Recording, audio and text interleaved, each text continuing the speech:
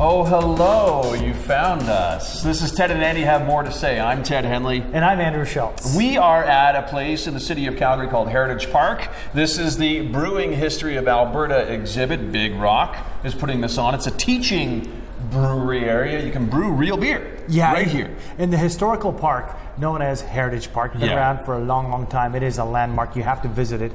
But this gives me even more reason because you can learn to, as you say, do your own brew. And they have the Selkirk Grill here. They've done their own brew made by Big Rock that sponsors this incredible little corner. And you can get it exclusively here at Heritage Park. Nice. Very neat. We might have to do some more research. I think we're going to have to figure things out. I'm going to park. Here's my segue, Ted. I'm going to park myself in this section for a while. Parking, a hot topic in our city, the city of Calgary. And it seems to be a hot topic, I think, across North America in this one particular sense that I have an issue with. You do not own the parking space on the street in front of your residence.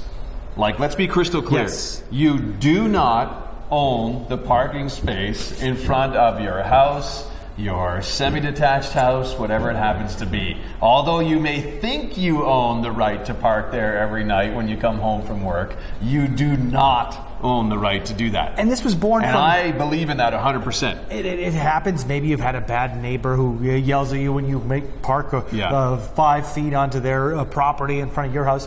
This was born because one of the news stories, and an individual decided that they were going to put signage up in front of their house that says, this is not to be parked in front of, this is my property.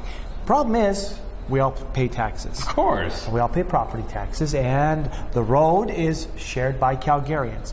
I would say, and I'm going to play devil's advocate here, there's a caveat, maybe, and there are bylaws in place for certain things. Sure. If your car does not have a plate and it's never moved, well, that's illegal at that point.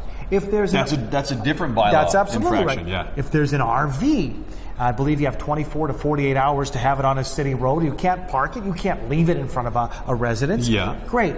But if I decide that I'm coming to visit Ted Henley, and I see that your house is there, but your car's in front, and I park in front of your neighbor's house, that's fair game. You like to park in front of your house, that's fine, but I'm using a stall that's in front of your house, and it's public property. We hear all the time about people saying, you can't park there, that's where I'm going to park when I get home from work. Too bad. Too bad. I can park wherever I want. I mean, there are zones in the city where you need a J pass or a P pass or an X pass. As long as you have that pass, you can park wherever you want within that zone. But even so, if you have to operate in one of those passes, and I've lived in a neighborhood like this, they give you a certain number of visitor passes because Ted, you're coming to visit me, and I live close to you're spending the night transit, or whatever. We're going to give you that pass, or even for 6 hours. But I think the bigger picture of all of this, when I heard this story, is it is 2016, and I think that people don't know their neighbors. They don't take the time to get to know their neighbors. They're not friends with their neighbors. They have coworker friends or old school friends. We live in these suburbs. We live in these different pockets of the city where we're like our own little island. And go meet Frank next door. Maybe Frank wouldn't have an issue if you knew who he was. If you went and said hi to Frank. Do you think that's the big picture? Well, I've also heard of the Franks in the world. Sorry if we're picking on you if your name's Frank, but I've heard of people in the world say, well, it's morally wrong for you to park. No. Okay, do you think someone in the city of Toronto or LA or New York or London in England or in Paris, do you think they're going to say, that's my spot in front of my house? You cannot? Come on. Do you think it's because we have so much space in North America? Yes, I think that's part and parcel. But it's also a sense of entitlement. Well, there also is if it's every day when you're right in front of your walkway and there's space in front of their place.